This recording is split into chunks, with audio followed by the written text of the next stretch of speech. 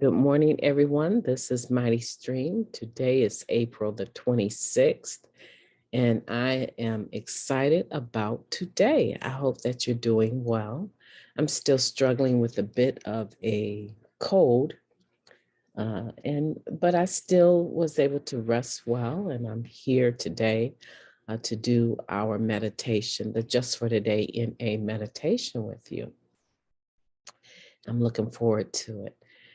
Okay, I'm brought to you by Hope Through Navigation. This is our Hood Recovery Services. Hood stands for Hope Offered on Demand.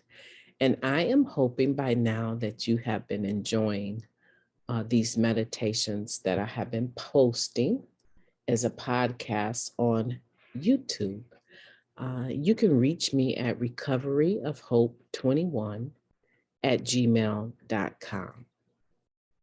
Okay, let me go ahead and start sharing the screen. All right, hopefully you can see that. April 26th, self-acceptance. The most effective means of achieving self-acceptance is through applying the 12 steps of recovery. IP number 19, self-acceptance. Most of us came to Narcotics Anonymous without much self-acceptance. We looked at the havoc we had wreaked in our active addiction, and we loathed ourselves.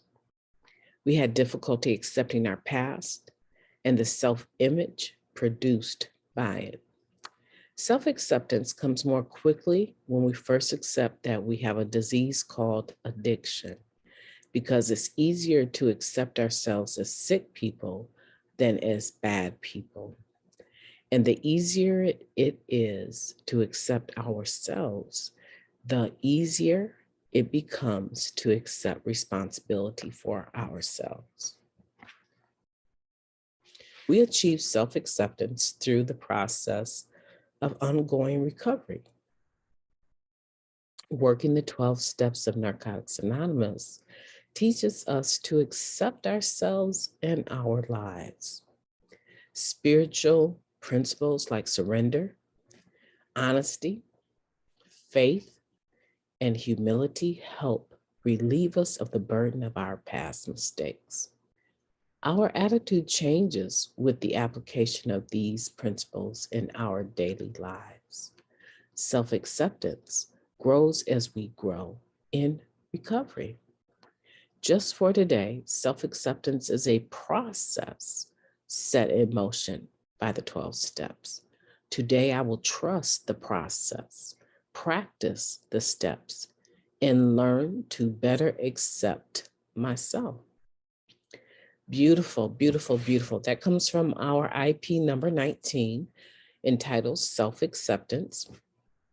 Those are also available online at na.org under literature. I want to say virtual literature. They make it available so you can read it online. And that is one of the IPs that we have enjoyed for years. Self-acceptance. So I believe that self-acceptance is like a moving target. And what I mean by that, have you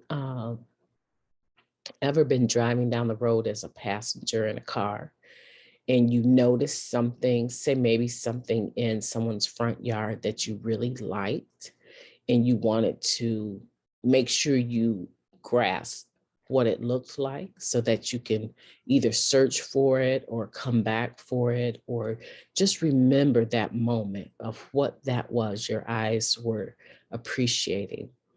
Or you've passed by a building and you saw a mural on the building and you continue to drive. The person was driving, but you continue to look at it.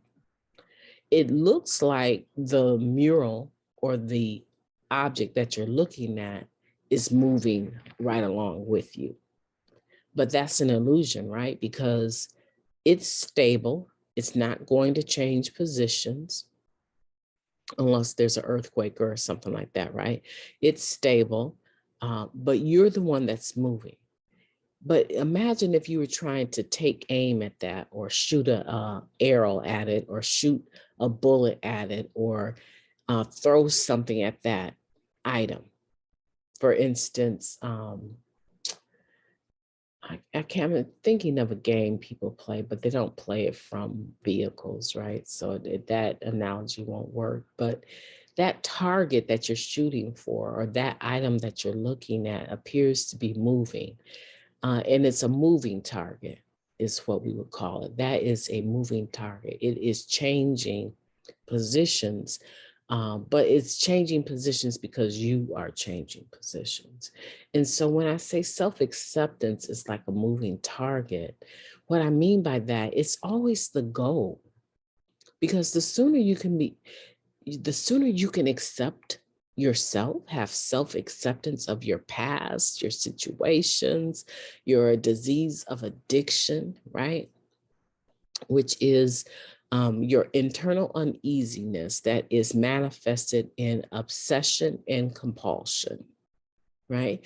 So the sooner we see it as something that is not our identity, but a condition, a medical condition that we have, we can address it, right? And part of what the gift of addressing it gives to us through the 12 steps, of course, right? A part of that process, that gift that we get as a result of doing the work, is self-acceptance. We're moving. The ideology of self-acceptance, the ideal of it, is not moving. It's always present and always has been since the beginning of time when humans were created. It has always been the ideal for us to be content and happy, joyous, and free with acceptance of how we were created and who we are individually. That has always been. It has not changed. What's moving is ourselves. We are the ones that are moving through this process of recovery through life. And we're viewing this self-acceptance from a moving being. And so it appears to be a moving target. It appears to be moving and shifting. But in reality, the concept of self-acceptance is one, right? There's nothing confusing or murky about self-acceptance. Either you have it, or you have some of it, or you don't have all of it, right? When a person says, I have some self-acceptance today, generally speaking, you're not thinking, oh, they accept the fact that their skin is Black, right? That they're considered a Black person in America, in a racist country, right? You're assuming that when a person says they have self-acceptance today, you are assuming that they're talking about all of it, that they themselves are okay from within. So everything else that is without or outside of themselves, they're totally okay with that because they know it doesn't change their value. And they know that whatever they've done or are doing, they understand that this is a part of who they are. It's not who they are.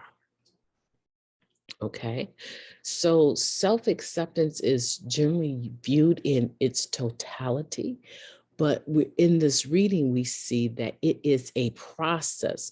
It says here, we achieve self-acceptance through the process of ongoing recovery.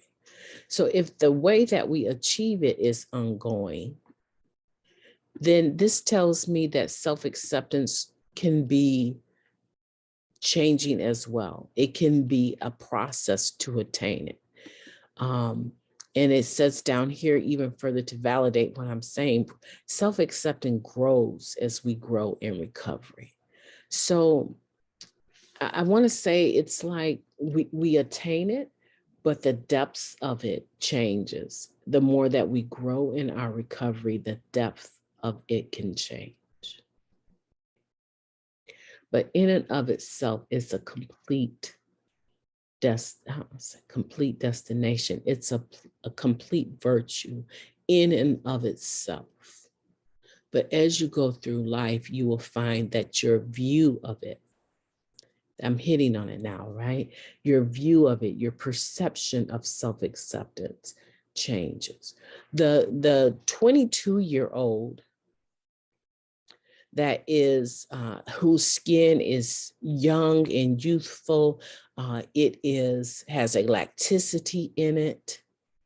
She has absolutely no stretch marks. Please, I had stretch marks from the moment I started growing. My skin seemed too small for the length, right? So I'm used to them. But a young person who hasn't had pregnancies, who hasn't had, she's just young, her ideal of self-acceptance in regards to her body image may not be a challenge for her. But you throw another 20 years onto her life and get her in the over 40 bracket. And as time proceeds, her self-acceptance of her body image probably will too, right? And I don't have to go into detail, but you understand that a woman's body at 50 is not going to be the same as her body at the age of 20.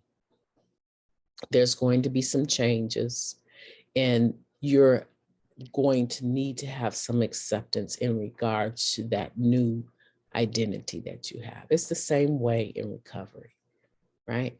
Self-acceptance, it's a spiritual value, and the value, the understanding of it, the perception of it changes as you go through the process of recovery. It should become richer, right? It should become more full.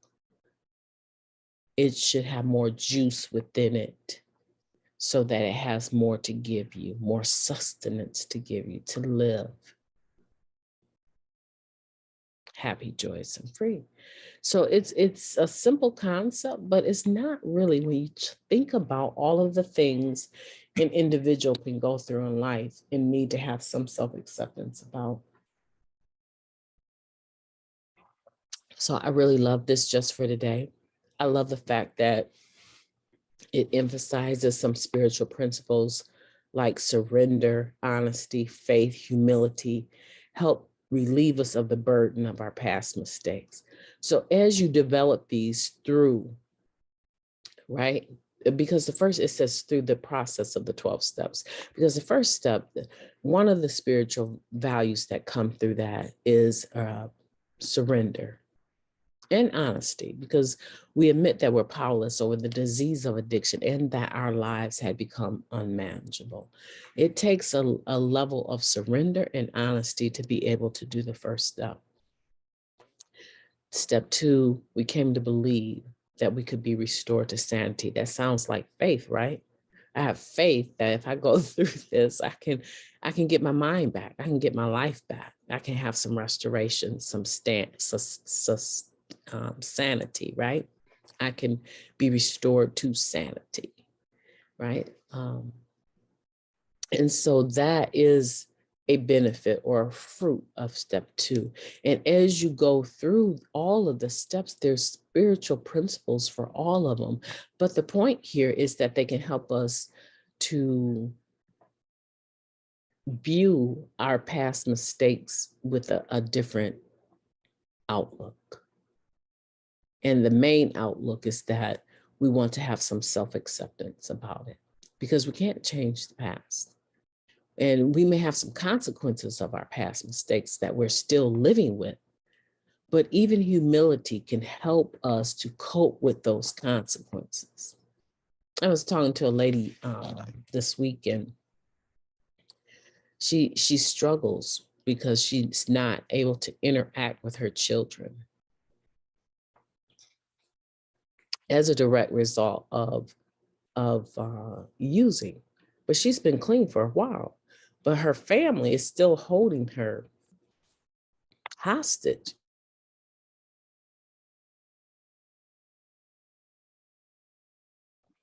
her family is still holding her hostage to, I don't know how to get rid of this.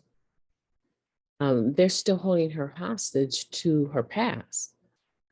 And if we permit our families to continue to hold us hostage to our past, then what happens is that we're trying to move forward, but the whole of us, the spirit of us, is stuck in yesterday.